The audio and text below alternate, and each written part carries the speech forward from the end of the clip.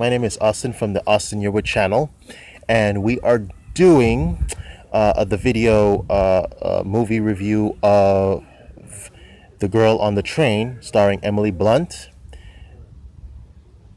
Haley Bennett, Rebecca Ferguson, Luke Evans, and Justin Theroux. And it is a murder mystery slash psychological thriller, all wrapped into one, neatly wrapped into one. And it's directed by Mr. Tate Taylor.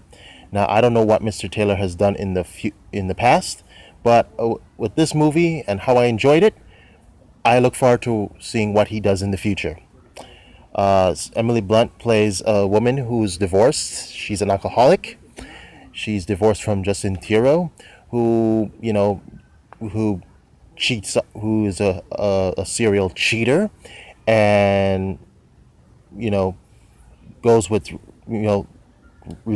divorces Emily Blunt, resumes his life, and with Rebecca Ferguson, being that Rebecca Ferguson was the other woman, and then has the nerve to move Rebecca Ferguson into their house that Emily Blunt character has bought.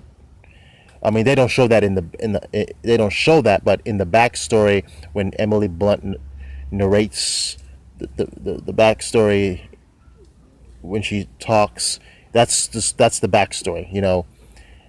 She's an alcoholic. Justin Theroux is sick of her. He cheats on her with Rebecca Ferguson, and he gets with Rebecca Ferguson. They have a baby, and they move into Emily Blunt's house. Emily Blunt is forced to live in the city and room with Laura Prepon.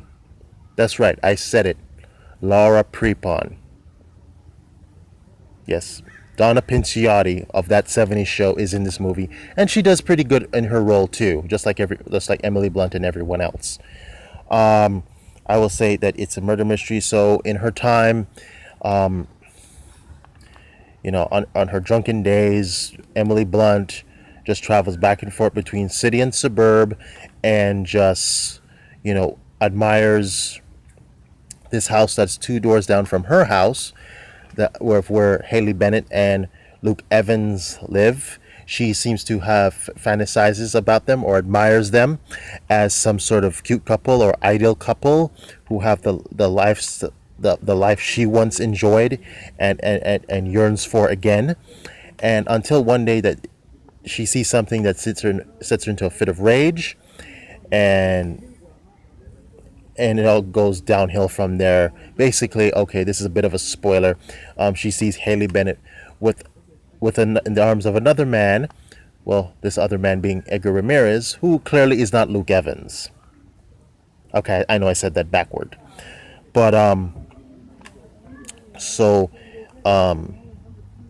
one night she wanders through the suburbs, the residential area, sees Haley Bennett, follows Haley Bennett into the tunnel, and just shouts "whore," and then blackout.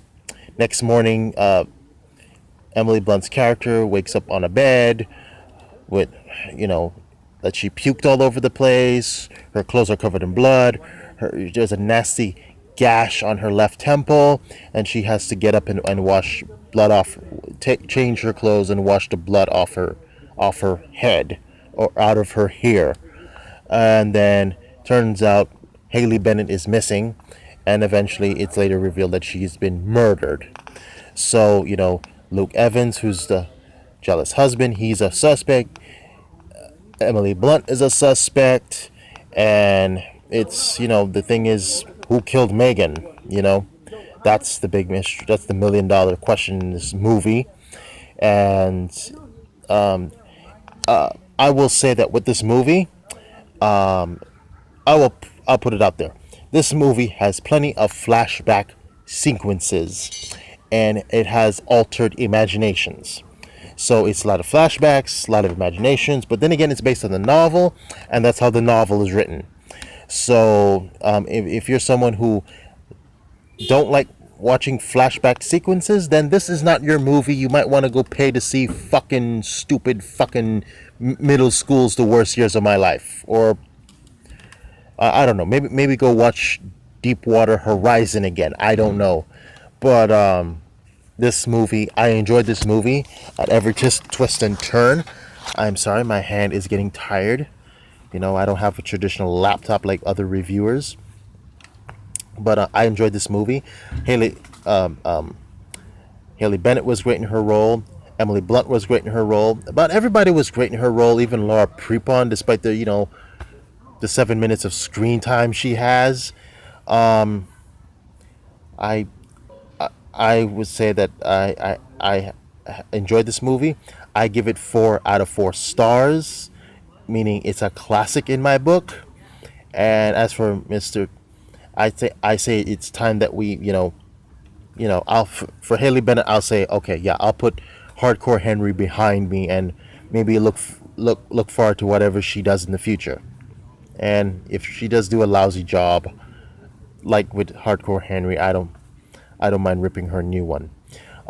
Emily Blunt was great in this role. I think it's a reminder of why she shouldn't have been in Huntsman Winter's War. Rebecca Ferguson is like, anyone who knows Rebecca Ferguson from Mission Impossible Rogue Nation, how just so kick ass she was.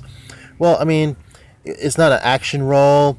I don't want to say she's bland, but she was good in her role, but a little underused.